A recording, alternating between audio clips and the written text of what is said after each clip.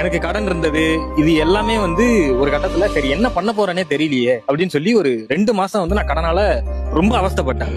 ஆனா இப்ப நான் எல்லாத்தையும் அடைச்சிட்டு நான் ரொம்ப சந்தோஷமா இருக்கேன்னா அதுக்கு காரணம் சித்தரனும் ஒரு காரணம் தான். கல்யாணம் நடக்க போகுது அப்படின்னு ஒண்ணு நடக்கிறப்போ நான் வந்து 5 வருஷமா லவ் பண்ணேன். இது வந்து வீடியோல வராம இருந்ததுக்கு பல ரீசன் இருக்கும். அண்ணனுக்கு தெரியும் இந்த மேரேஜை நான் வெளில சொல்லணும்னு ஆசைப்பட்டேன். ரீசன் என்னன்னா இது வரைக்கும் நான் இதை வந்து பொத்தி தான் பாதுகாத்தேன். இன்டர் ரிலீஜன் மேரேஜ்ன்றது ஒரு வெளியில வந்து யாருமே அக்செப்ட் பண்ணிக்க மாட்டேன். பொண்ணு வீட்டு சைட்ல ஒரு 2 வருஷம் போராட்டம், என் வீட்டு சைட்ல 1 வருஷம் போராட்டம், இப்படி எல்லாமே நான் இழுத்து வச்சுக்கிட்டு இருந்தேன். இப்ப நான் எல்லாத்துக்கும் கல்யாண செலவுக்கு நான் என்ன பண்ண போறேன் அப்படின்னு சொல்லி ஒரு மாதிரி குழம்பிக்கிட்டு இருக்கிறேன். இப்ப என்னன்னா எல்லா வேலையும் என் தலையில தான். பொண்ணு வீட்டுல என்னதான் கல்யாணத்துக்கு நாங்க பாத்துக்கிறோம் அப்படின்னு சொன்னாலும் பொண்ணு வீட்டுல இருந்து கேள்வி கேட்பாங்க. பொண்ணோட வீட்டுல சொந்தக்காரங்க எல்லாம் கேள்வி கேட்பாங்க என்ன பண்ணேன்னு. என்கிட்ட பண்றதுக்கு ஒண்ணுமே இல்ல, கடனை தான் அடைச்சிக்கிட்டு இருக்கேன், ஒண்ணுமே பண்ணல. அப்படின்னு இருக்கிறப்போ நீ செலவுக்குன்னு ஒண்ணு வச்சுக்கோ, இது வந்து நீ மொய்யா கூட நினைச்சுக்கோ அப்படின்னு சொல்லி அண்ணன் ஒண்ணு கொடுத்தாரு. அதுதான் எனக்கு இப்போ வரைக்கும் ஹெல்ப்ஃபுல்லா இருக்கு. இப்போ 2 மாசமா நான் வந்து சர்வே பண்றேன் அப்படின்னா அதுக்கு காரணம் அண்ணன் தான். எனக்கு ஒரு மாதிரி ஆயிடுச்சு.